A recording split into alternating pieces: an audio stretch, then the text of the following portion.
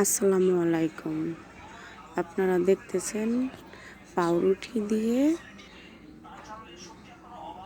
কিভাবে বানাই।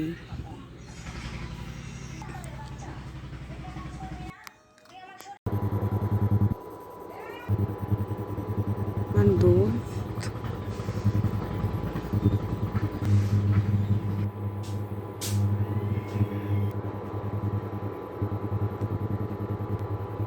ফাটিয়ে 1 কাপ পরিমাণ চিনি ভালো করে জাল করে মলাইটা বানায়া গুঁড়ো দুধ দিলাম 2 চা চামচ।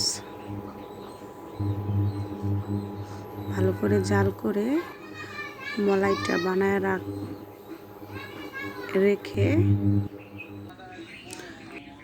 এখন রুটিটা আপনাদেরকে দেখাচ্ছি কিভাবে কেটে দুধে ভেজাবেন।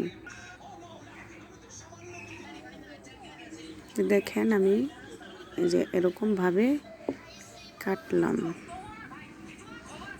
যে এখন দেখেন এই যে 2 পিস করে ভেজাবো। এলাচটা তুলে নিলাম।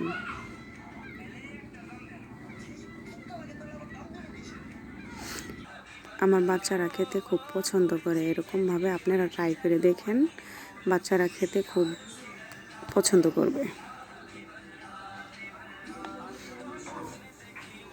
আসসালামু আলাইকুম।